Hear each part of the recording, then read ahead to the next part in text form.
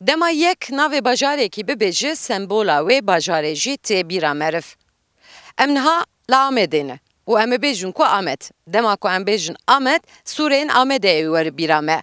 Wekî tê zanîn ku li cîhanê tevayê Sedda Çîn gelekî meşhûr e. Piştî Sedda Çîn jî bi dirêjbûna xwe Sûrê Amedê meşhûr e. Em ê niha Sûreyên Amedê ji nêz ve bidin nasîn.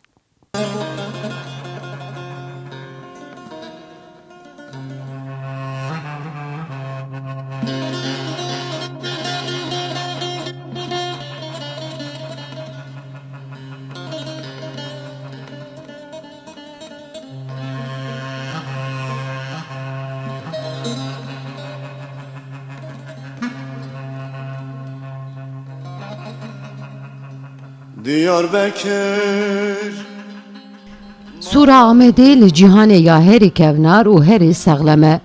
Dirêjbûna Sûrê 5700 mîtro ye. Bilindbûna wî jî 10-12 mîtro ye. 82 bircên wî hene û 4 deriyê Sûrê hene. Dîroka Kelhê gelek mêjve ye. Li aliyê Bakurê Roşlatê Sûreyên Amedê hatiye bicîhkirin. Bi îhtimalekê mezin digî ji dema gelê Hûrî Mîtaniyan. Beriya mîladê sala 349 de İmparatorê Bizansan Konstansiyon nûjen dike.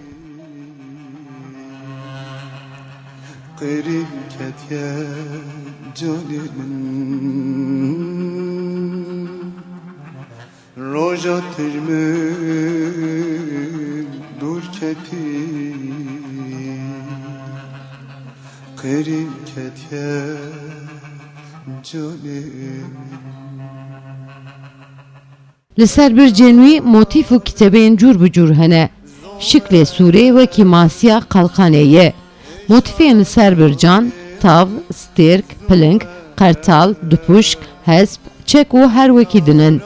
Li aliyê deriyê çiyê û rihayê jî motifên cuda hene. Kevirên ku hatiye bikar anîn jî ji bazaldê ye û rengê wî jî reş e. Welatiyên Amedê jî ji sûran re dibêjin beden. Zikrate berîndarım zûere ah wezketime zikrate berîndarım Aliyekê Sûrê li çemê Diclê dinare. Sûr di wexta xwe de gelek caran hatiye tamîr kirin. Du kelhê wî hene. Kelha hundir û kelha derve. Li aliyê kelha hundirê de 16 birç hene. Derdora kelha hundirê kelha derve dorpêş dike û 82 bircin. 4 deriyên wî hene, deriyê Çiya, deriyê Riha, deriya Mêrdînê û deriya Nû ye. Her wiha deriyên yek jî hene. Dilberim bu iva kamerim çımadıgri dilberim bu iva kamerim beten açım rahim Deriyê Çiya di dema xwe de ji aliyê waliyê bajar ve hatiye hilweşandin. Sedema vê yekê jî wê demê gotine ku bajar hewa nagire. Navê deriyê Çiyê di van salên dawiyê de wekî qeda Şêx Saîd hatiye bilevkirin. Lewra li gor rîvayetan Şêx Saîd li wê qadê hatiye darvekirin û gora wî jî li wir bûye.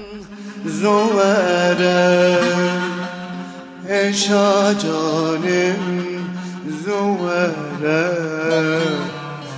ey yaramın zuvere eşa canim Bajarê kevin di nava Sûrê de bûye.